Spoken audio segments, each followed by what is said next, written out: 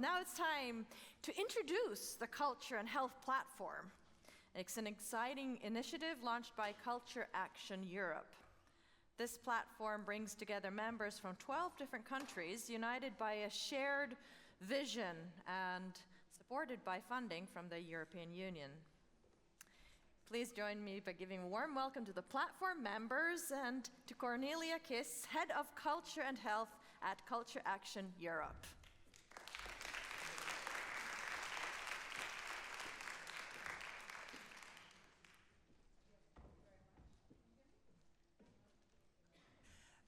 So you've heard a couple of times Culture Action Europe before, so I was thinking to a little bit introduce you what exactly it is. It's actually a European cultural network that is based in Brussels, and we are, let's say, the widest cultural network in Europe.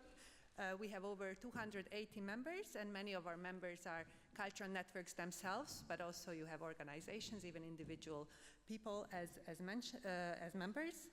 And what we actually do is we, first of all, try to create a community through our membership, but also very much we advocate for better European level cultural policy, or we advocate for better policies that should be including culture, hence Culture and Health. And we actually also have now this Culture and Health field part of our strategy because members of Culture Action Europe said, you have to do something about culture and well-being, and that was way back, like at least 20 years ago. So it has always been there, but actually what really made it prominent is when we started working on the Culture for Health project, which is an EU preparatory action. What that actually means is that actually it was members of European Parliament who said you should work on the topic of culture, health and well-being, because there were so prominent researchers like Christina and the World Health Organization 2019 report and so on. So they actually wanted to see what recommendations we would have on EU level. And they actually asked us to do a desk research of a couple of 3 months, I think, and we ended up doing a 1.5 year research as well, doing a scoping review, not a systematic scoping review, but a scoping review. And you see the QR code there. Basically, it was one thing that it was a systematic it was a scoping review, but we also were about to form policy recommendations. And we didn't just sit and think through that, but we were actually doing a big roundtables across Europe. 3 roundtables happened in Denmark, Italy, and Romania, but we also had tons of online meetings with researchers, with practitioners, really trying to reach out also to policymakers and understand what their view is. And basically we came to numerous challenges in this field. There are a lot of bottom-up initiatives, but they are short-term, they are project by project based, despite the evidence that we now see that actually there is even a dose that we should actually consume. There are inequitable cooperation across sectors. There is inadequate and unfair compensation for the artist's work. There is an absence of well-defined responsibilities. We don't really know, is it like led by health? Is it led by the cultural side? And how should it be? So there is always this uncertain area in this interprofessional field. And of course, if you apply for a health funding, then they say, what are you doing here? And if you're applying for a culture funding, then they are saying, like, what do you mean? It's arts for art's sake. So that is really a field that kind of needs a special attention because we are falling in between 2 chairs. There are a lot of ethical questions in this area. And of course, we also see that there are inadequate offer of capacity building possibilities, and it's great that Turku University actually has a program on this already, and there are more and more universities trying to start such a program. We also saw that there are lack of connectivity among artists, lack of peer support, people don't know each other, so we thought, why don't you come together? And there is also a lot of disparity across countries. Like you saw, Finland is quite advanced. In some other countries, this was not known at all.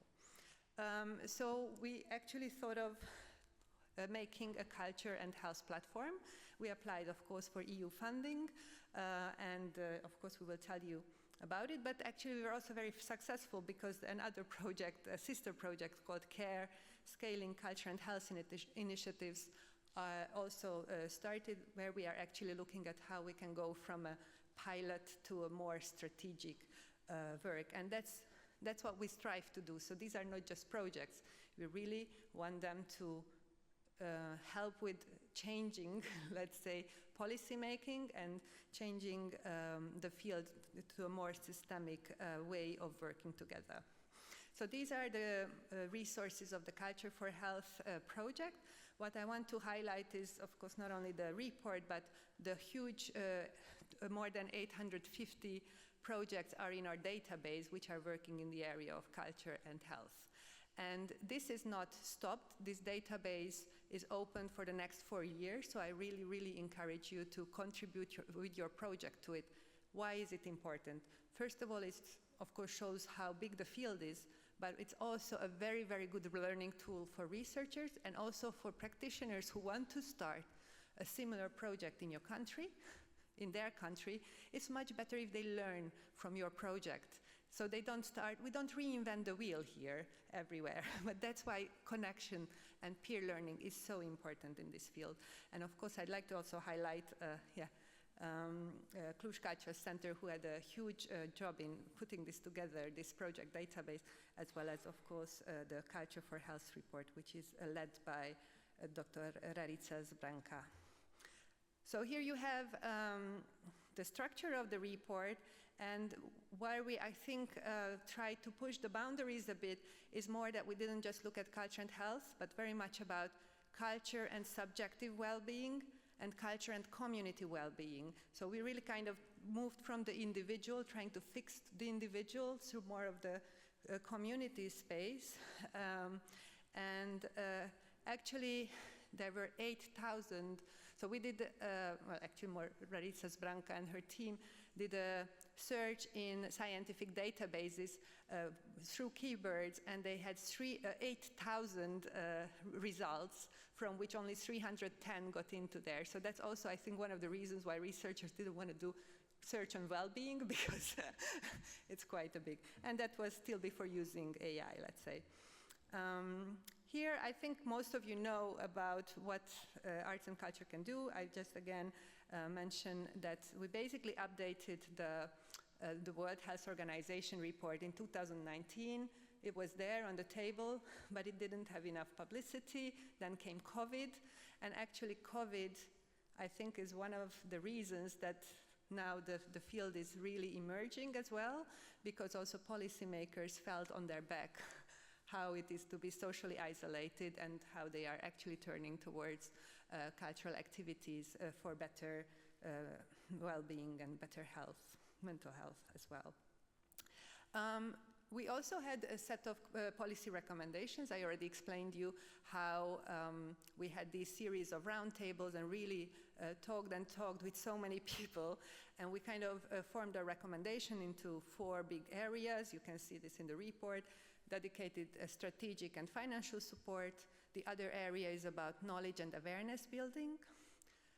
4th area is training and peer learning. And the 4th area is localizing culture, health, and well-being, research and development, as well as policy discussions. And this basically got to the Culture and Health Platform, because we are trying to address some of the recommendations in the Culture for Health report through this wonderful Culture and Health platform, which is funding for 4 years. So although, of course, it's not long-term, but still relatively a longer-term versus year-by-year project funding. So we are trying to address giving financial support, but while giving financial support to the artists, we are also hoping that it's going to structurally change a little bit their environment and trying to strive for more of a longer-term cooperation. There are a lot of training activities, awareness-raising activities, and also it is the dedicated platform for exchange. This is only the artist side. We are very much working on the policymaker and the research side as well, because we actually have to have everything together, but at least we have one element here. And yeah, we have some things in our backpack where we are hoping to continue. But without further ado, I'd like to give over to Marie Wittig, my dear colleague, who is also working with me on the Culture and Health Platform. The floor is yours.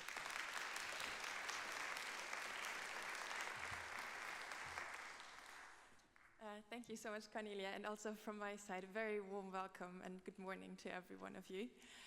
And I'm happy to now present the project that brought us all together here this morning and for today and tomorrow, and some for even longer.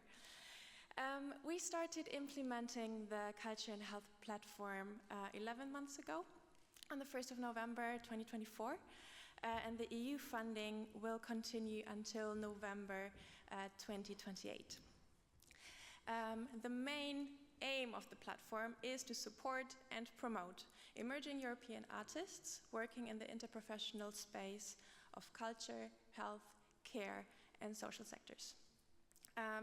But to make this overarching aim more tangible, we here formulated some aims, some smaller aims that lead to the main objective. But to be honest, I would like to refer to them in a little bit more detail later when I point out our main actions. What I do want to stress now, though, is that we support at least 200 artists within these 4 years. And here on the next slide, you can see how wide our platform already spreads. We have been 16 organizations from 14 countries in the first year. And I'm super happy that we already have 17 organizations marked on this map because we are growing by 1 member each year. And we're very happy that CultureAndHealth from Spain will join us from the next year onwards. Now that we see this map and we have all these wonderful members in here, I would also like to use this moment to at least briefly introduce the platform members to you. So, dear platform members, if you don't mind, I would like to ask you to stand up briefly and maybe wave so people know who you are, because there are quite a few here.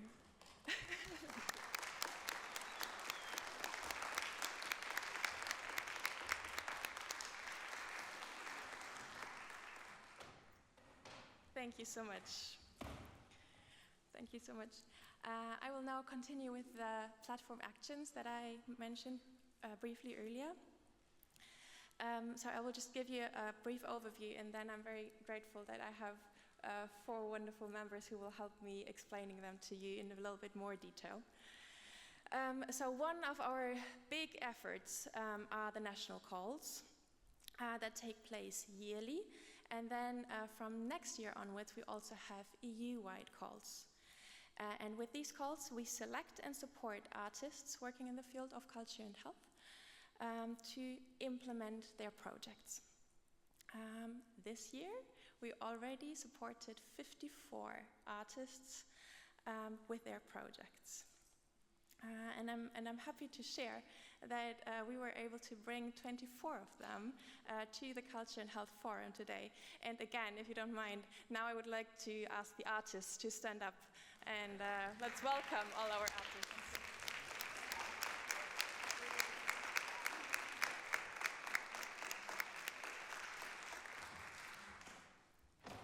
Wonderful, thank you.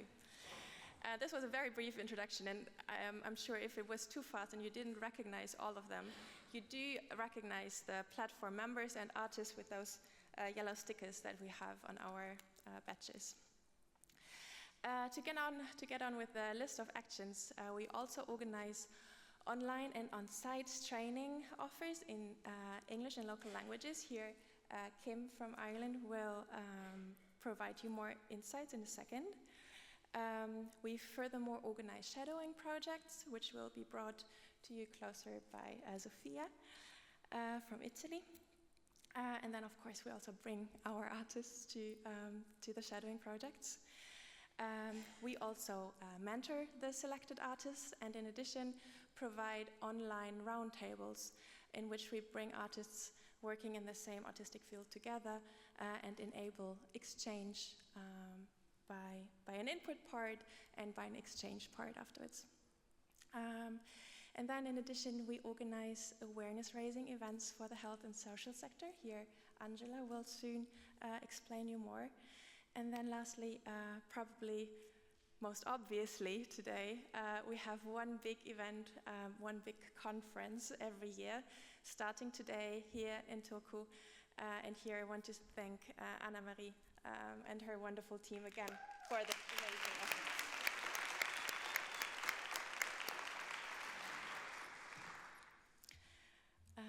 I just start very, very briefly with the national calls in general. So in our first year, we had 11 national calls taking place, and each of our members found 3 to 6 artists or collectives per call, which led to those 54 artists that we support. All of them work in the intersection of culture and health. And what was needed from all of them was an intent of a cooperation partner in health and or social care. All our wonderful partners adjusted their national contexts. They had individual application processes so it would fit the national context. Some members could win additional funding, which was fantastic. And then we have individual grant sums for project implementation. And then, as I already indicated briefly beforehand, we're very happy to start our first European call next February. But now, to give you some more insight, I'm super happy that Ati will provide you her view from the Brabant point of view. Thank you, Ati.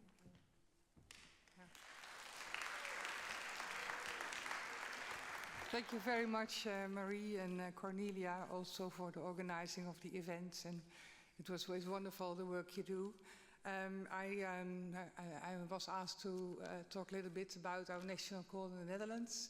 Our organization is named Kunstblok Brabant. It's in the province in the south of the Netherlands. But we are for the whole of the Netherlands, also for the other provinces. Brabant is the third province, 2 million people living there.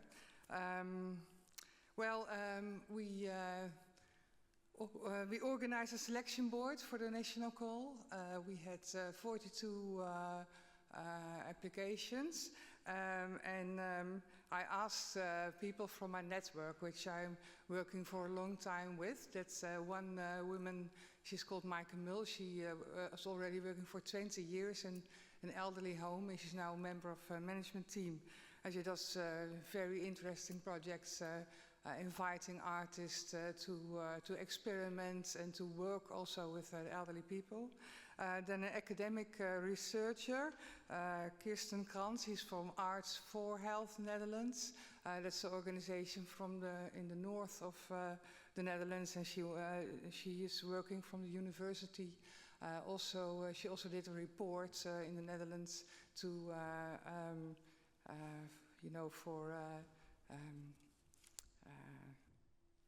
now I know the words. It's for policy, influencing policies. So, and then also ask Ellen van der Aert. She's an art researcher. There's also a community in the Netherlands from art schools, and they have a project called Creating Cultures of Care. So then also at the arts academies, they are working on this new, so it's a new field. There were 3 artists they selected. We did it in 2 rounds. So then I first asked them to select 10 interesting projects, and then the 10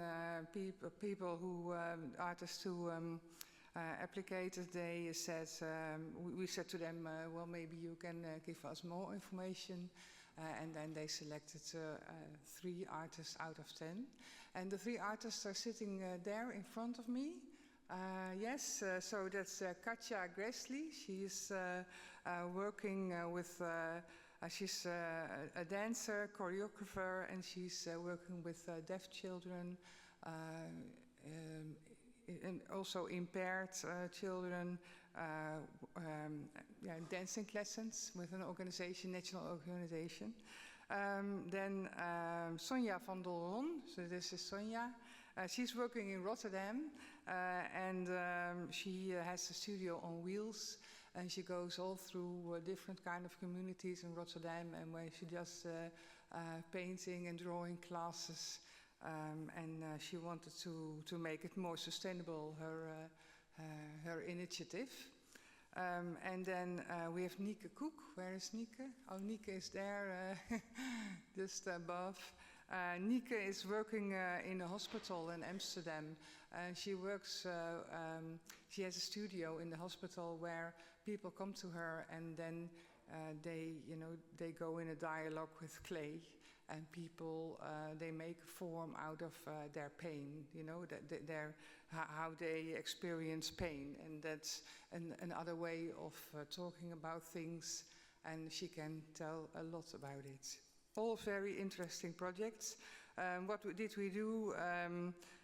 My colleague, she's not here, but Rose, she mentored, the artists, and when we were going to start a learning community. So the next artists from the next year, they will be together. So it's not just for 1 year, but then the 3 artists come again and again. So we have in 4 years we have 12. They immediately started their projects. They will, in November, they will have they don't stop their projects, of course. It's just that they have to make a review. But it's, it's a recognition, the grant they get, but we need to do much more. So, it's 8,000 euros is a lot of money, but it's also not a lot of money to make the work more sustainable for the artists. So I hope that our organization can also do more for developing these practices of these artists, because they're great. Thank you. And now I give the word to Sofia from Italy about the hosting week.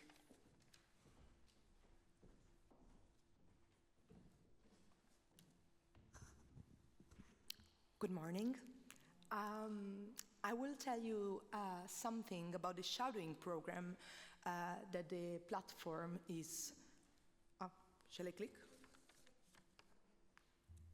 Okay, thank you. The shadowing programs happened in 2 places. The first one is the one we had in Bologna, Italy, and the second one happened in the Netherlands.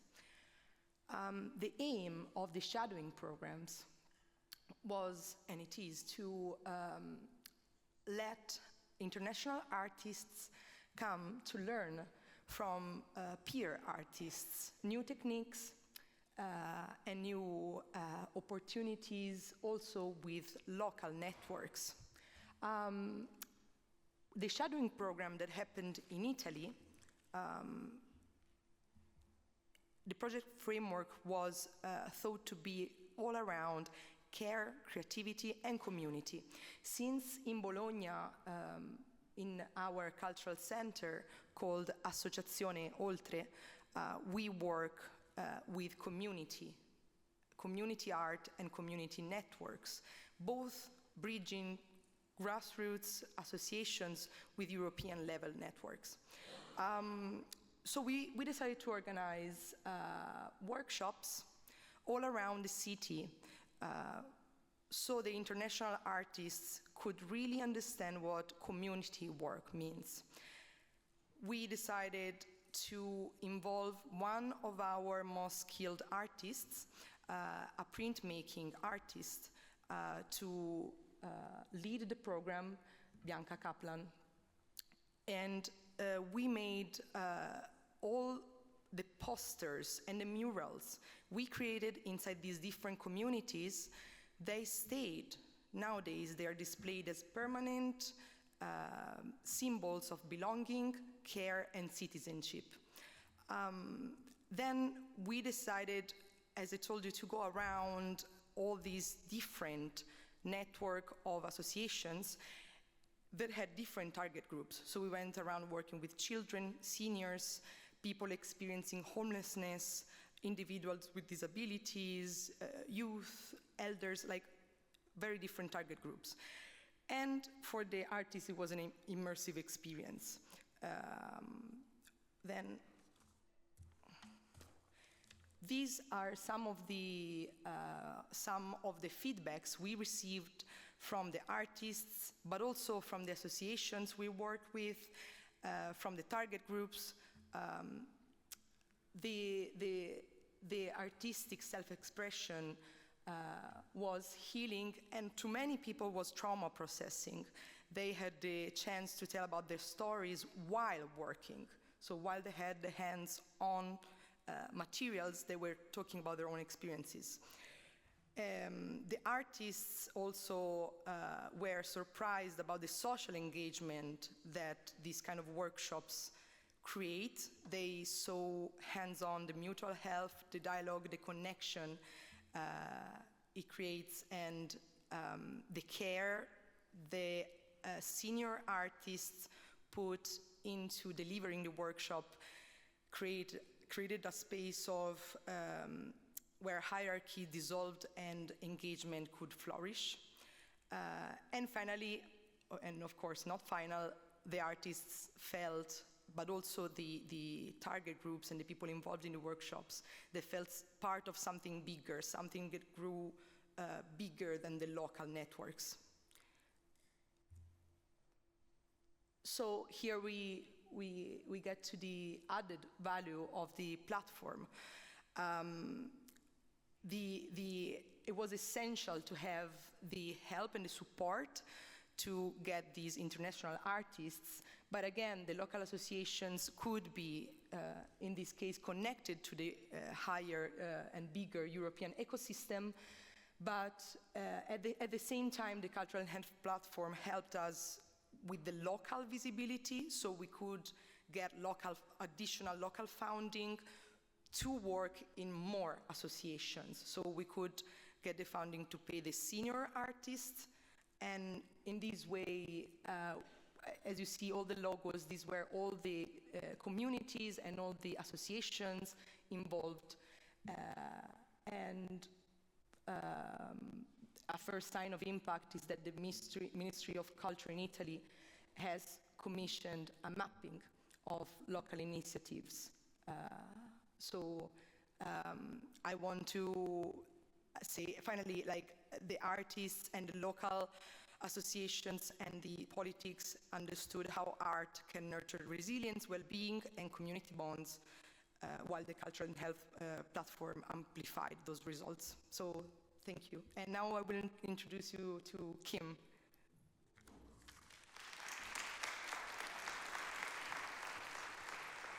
Thank you, Sophia. So my name is Kim Doherty, and I'm here today from Cavan Monaghan, which is in Ireland, and I'm here with my colleague Alicia McCaffrey, and we're joined by our two artists who were successful in our national call, Eve and Catherine. So I'm going to speak to you a little bit about capacity building and training. And of course, we're not the only partner involved in capacity building and training. Red Noses International are supporting artists through their long-term artistic exploration lab. All of the platform members are involved in the mentoring and support of the artists who are successful in the national calls. And we do this through live in-person training and also through online trainings. So that means that our training is happening locally and internationally, both through local languages and then the common language of English. So we've been quite involved in the peer learning. I know myself, I spoke at one of the artist roundtables, I think it was back in June, and that was a really beneficial experience for me personally. it's lovely to meet with peers and to hear what their experiences are like. And then last week, you'll see on the slide, there's the Chime workshop. So in Ireland, we delivered the Chime workshop, which is all about connection, hope, identity, meaning, and empowerment. And it's a way, I suppose, for us to have a common language between the arts sector and the health sector. So I'll be brief. So what we have been involved in Cavan Monaghan, we have tried to balance both the practical needs that our artists would tell us about and also maybe more deeper reflective practice. So by the end of this year, we will have completed 12 on-site trainings and 5 online. So when I speak about things that are practical, there's nothing more practical than risk assessment, thinking about health and safety, child protection awareness training, things like first aid. And then we had more reflective sessions, one-day workshops, where we looked at what are the differences between art therapy and arts and health, what are the similarities, and what is the potential for cross-collaboration between art therapists and those of us involved in arts and health. We also had days like sustaining your practice through ritual, and again that was available on site in person, and we also delivered an online version of this training. And more recently, in early September, we delivered Ikigai, so thinking about our purpose, our way of being through the arts. And that was quite a reflective piece, and again it happened on site in person, and it happened online as well for those who wanted to attend. And I mentioned Chime, which I delivered online just last week. And again, we had a lot of registrations and a lot of attendees for that. And then we had other trainings that were more skills-based, like Canva, like trying to improve our reach across that meta platform that Christina spoke about earlier. So in the next quarter, we have 4 more trainings. So we're going to be taking a look at mental health first aid, and that's an in-person training. We're also going to be looking at understanding self-harm. And sometimes, I guess, we have the prescription in the room. Sometimes the arts is really helpful for issues like this, but it's important for us to understand more deeply what those issues are and what's involved.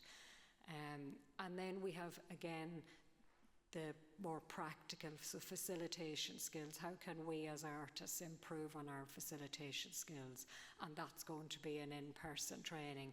And then towards December, we're going to look at well-being, supporting the well-being of the artist. And that will be our final training of this year. So to summarise and to recap on, I suppose, what I'm speaking about in terms of peer learning and training, for us, this opportunity to be part of a platform of between 14 and 17 other partners, it has helped us consider our position nationally, but also from a European perspective, and then also within the local context. So what do our local artists need? And then what do their needs have in common with their European peers? So thank you for your attention, and I'll hand you over to Angela.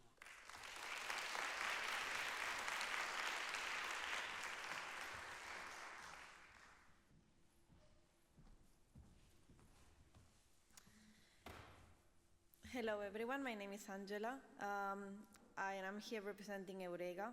EUREGA stands for European Regional Health Authorities, and we are a network of European regions. We have 27 members across 14 countries in Europe, and we work with the regional authorities. We work on topics related to health, and we work mainly in 4 pillars. That one of them is policy. In terms of policy, we run the Secretariat of the Interregional Group of Health and Wellbeing. This is the informal group of the Committee of the Regions that works the topics of health. Then also we work on communication, making sure that we are raising awareness of the importance of health at the EU level and keeping it high on the agenda. We also are very focused on fostering collaboration in between our members and in general. And to this matter, we have 3 working groups. Right now, we are working on cancer, digital transformation, and cross-border collaboration.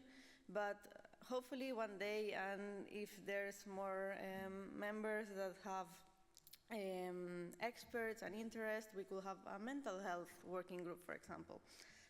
So that would be great. And finally,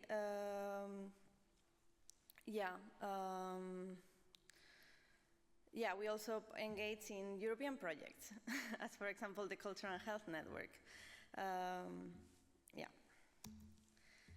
So our role inside of the platform is to raise awareness inside the health sector. So how are we doing this? We are connecting the health sector and the arts sector and trying to translate in a language that the health sector will understand. Recently, last week, we held the Culture and Health for All, from European Visions to Local Implementation online event. And it was great because we discussed on how we can implement and on the importance of health as an active role in the healthcare systems and in health promotion. So we are doing this awareness raising focused on the regional and local actors through them, and also through our networks at the European level in Brussels, as for example the one I mentioned before in the Committee of the Regions, or also like the EU Health Coalition, among others. So we are very happy to be part of the Culture and Health project. And help the arts promotion and health. Yeah, thank you.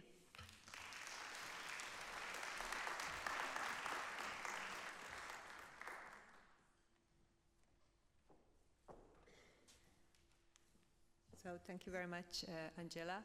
I just thought to put again the slide to connect everything that you've heard before. And I'd like to stress that we just had to select some people to say what the platform does, but really each and every platform member is very much contributing to all of these actions.